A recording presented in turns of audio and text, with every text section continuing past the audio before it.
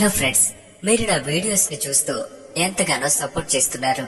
అయితే దానితో పాటుగా మీరిచ్చే ఒక లైక్ అనేది ఈ వీడియోకి చాలా బూస్టప్ గా పనిచేస్తుంది.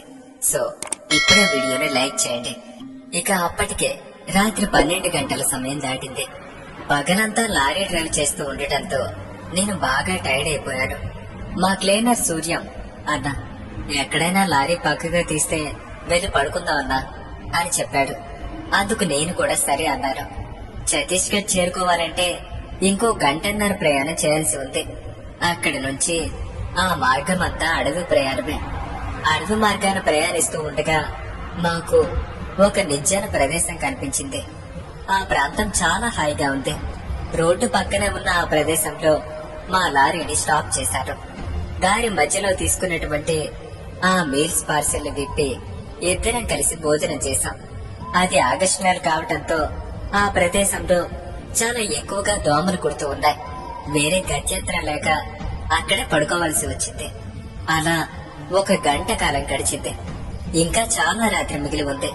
మా ఇద్దరికీ సరిగ్గా నిద్ర పట్టడం లేదు.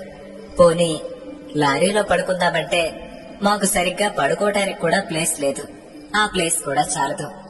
ఏం చేయాలా అని ఆ దోమల్ని కొట్టుకుంటూ అలానే పడుకుని ఉన్నాం.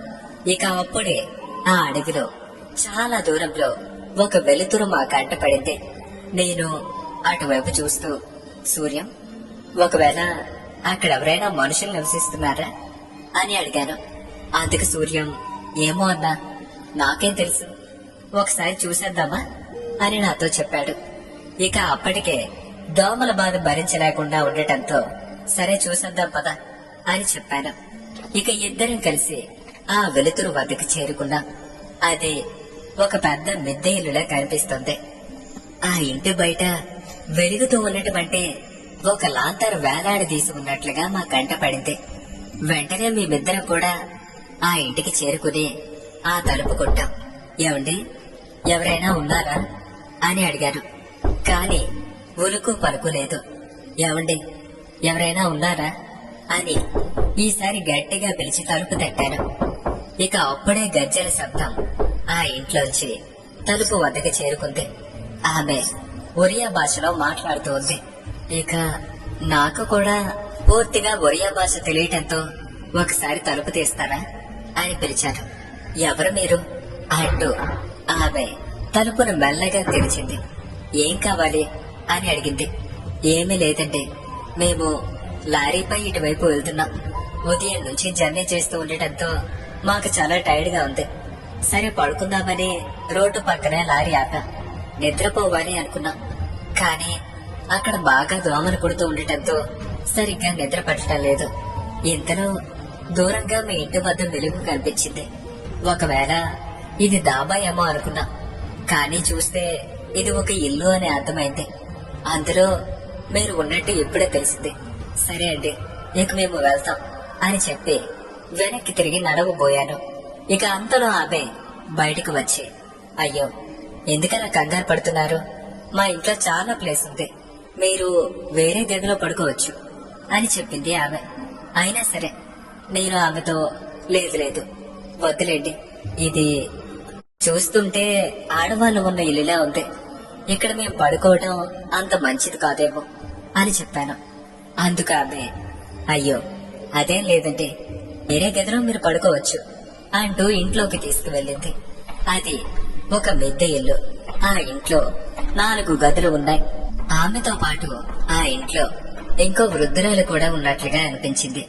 ఆ అమ్మాయి వయసు సుమారుగా 20 నుండి 25 ఏళ్ల మధ్యలో ఉంటుంది. ఆ వృద్ధురాలు మాత్రం చాలా వయస్కరాలుగా కనిపిస్తోంది. ఆమె చూపించిన గదిలోకి మేము వెళ్లి తలుపులు వేసుకున్నాం. ఆ గదిలో దీపం వెలుగుతూ ఉంది. ఆ చిన్నపాటి వెలుగులో నా బ్యాగులో ఉన్నటువంటి ఒక రగ్ని తీసి క్రింద పరుచుకుని ఇద్దరం కూడా పక్క పక్కనే పడుకున్నా. ఇక అప్పటికే అర్ధరాత్రి కావటంతో, అలాగే పగలంతా బాగా అలసి ఉండటంతో ఒకరికి తెలియకుండా ఒకరం, సూర్యం మరియు నేను ఇద్దరం కూడా నిద్రలోకి జారుకున్నా. అలా చాలా సమయం గడిచింది. ఇక అప్పుడే నా శరీరం కాస్త బరువెక్కినట్టుగా మారింది. నేను నిద్రపోతూ ఉండటంతో నాకు కాన రావటం లేదు. ఇక అదే సమయంలో నా చెవిలో ఏవేవో గుసగుసలు వినిపిస్తున్నాయి. నాకు అదే అర్థమవుతుంది, కానీ నేను లేవలేకపోతున్నాను. నా చెవిలో ఆ శబ్దాలు మరింత గట్టిగా వినిపిస్తున్నాయి. నేను మెల్లగా కళ్ళు తెరిచాను. నా తల వద్ద ఆ వృద్ధురాలు కూర్చుని ఉంది.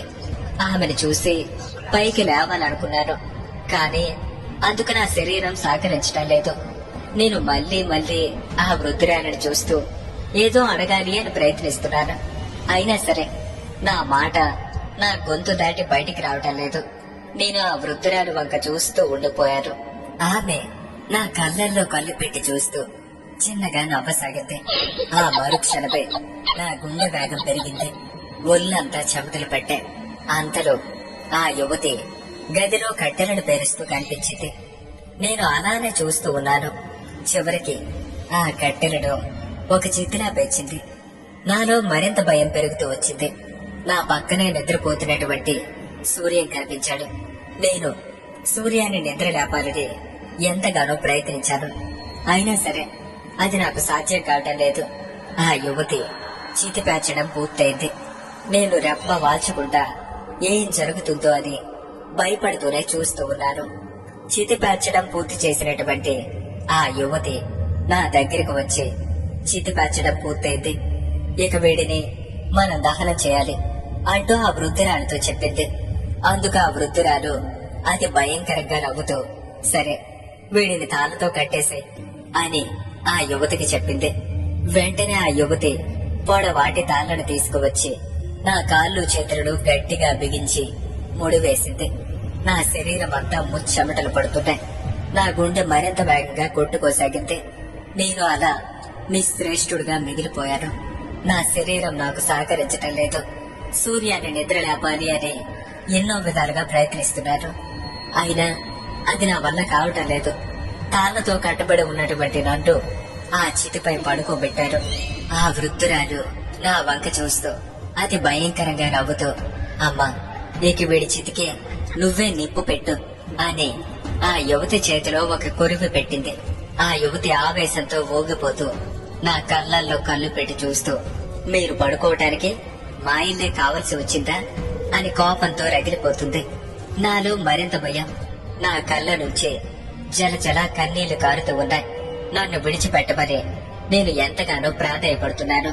అయినా సరే ఆ యువతి నీకు నా ఇల్లే కావాలా, హాయిగా పడుకుని ఉన్న మమ్మల్ని నిద్ర లేపుతావా అంటూ కోపంతో అరుస్తూ నేను పడుకుని ఉన్నటువంటి ఆ చితికి నిప్పు పెట్టింది. ఆ మరుక్షణమే ఆ చితి బగబగా మండుతూ కాలిపోతుంది. నా శరీరం అంతా ఆ చితిలో కాలిపోతుంది. నేను రెండు కళ్ళు గట్టిగా మూసుకొని నన్ను రక్షించండి, నన్ను రక్షించండి అంటూ గట్టిగా అరిచాను. నా అరుపులతో ఆ ప్రదేశం అంతా దద్దరెళ్ళింది. నా స్థితిని గమనించినటువంటి మా క్లీనర్ సూర్యం ఒక్కసారిగా నిద్ర నుండి మేల్కొని నా వైపు చూస్తూ అన్నా ఏమైంది, ఎందుకలా అరుస్తున్నావు అంటూ నన్ను గట్టిగా తట్టి నిద్ర లేపాడు. అంతే, ఇక అప్పటికే భయంతో వణికిపోతున్నాను. నేను ఇంకా భయంతో అరుస్తూనే ఉన్నాను. సూర్యాన్ని పట్టుకుని సూర్య నన్ను కాపాడు, వీళ్ళు నన్ను చంపేస్తున్నారు అని దగ్గరగా అరవసాగాను. అప్పుడు సూర్యం నన్ను గట్టిగా పట్టుకుని అన్నా ఏమైంది, ఎందుకన్నా భయపడుతున్నావు, చూడన్నా ఏం కాలేదు, నువ్వు బాగానే ఉన్నా అని గట్టిగా అరిచాడు. ఇక అప్పుడే నేను ఆ మైకం నుంచి తేరుకున్నాను. ఏమైందన్నా అని నన్ను అడిగాడు సూర్యం. అందుకు నేను భయపడుతూ నాకు కలలో కనిపించినటువంటి ఆ దృశ్యాన్నంతా వివరించాను. అప్పుడు సూర్యం అతని పక్కనే ఉన్న మంచినీళ్లు తీసి నా చేతికి ఇచ్చాడు. బాటిల్లో నీళ్లన్నీ కూడా గుక్క తిప్పకుండా గటగట తాగేశాను. సూర్యం అన్నా మనం ఈ ప్రదేశంలో ఉండటం అంత మంచిది కాదేమో అంటూ చెప్పాడు. సరే అంటూ మేమిద్దరం కూడా ఆ చీకట్లో తడుముకుంటూ తలుపు కోసం వెతకసాగాం. కానీ ఎంత వెతికినా సరే మాకు తలుపు కనిపించడం లేదు. మేమిద్దరం కూడా భయపడుతూ మరింత వేగంగా మార్గం కోసం వెతకసాగాం. ఎంత నడిచినా సరే మాకేమీ కనిపించడం లేదు. అలాగే ఆ మార్గం యొక్క తలుపు కూడా కనిపించడం లేదు. అలా మేమిద్దరం ఆ ప్రదేశంలో తిరుగుతూ ఉన్నాం. ఇక అప్పుడే అటుగా వస్తున్నటువంటి ఒక వాహనం యొక్క లైటింగ్ మాపై పడింది. మన ఇంట్లోనే ఉన్నాం కదా, మరి ఈ లైటింగ్ ఏంటి అని ఇద్దరం కూడా ఆ లైటింగ్ వద్దకు చేరుకున్నాం. మమ్మల్ని చూసినటువంటి ఆ డ్రైవర్ వెహికల్ అక్కడే ఆపి క్రిందకి దిగాడు. ఏం జరిగింది, మీరెక్కడేం చేస్తున్నారు అని అడిగాడు. మాకు ఎదురైనటువంటి ఆ సంఘటన అంతా కూడా అతనితో వివరించాం.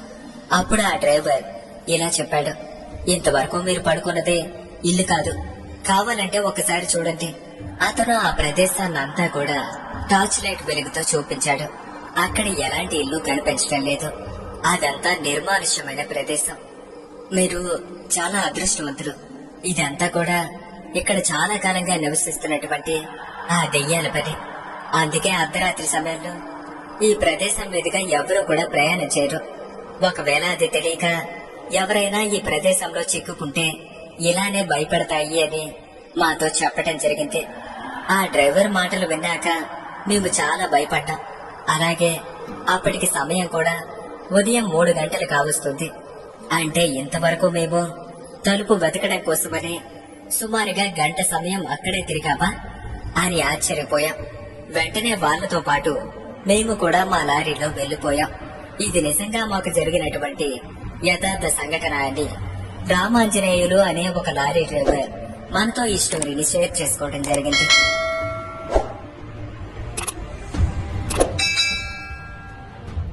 Sir delivery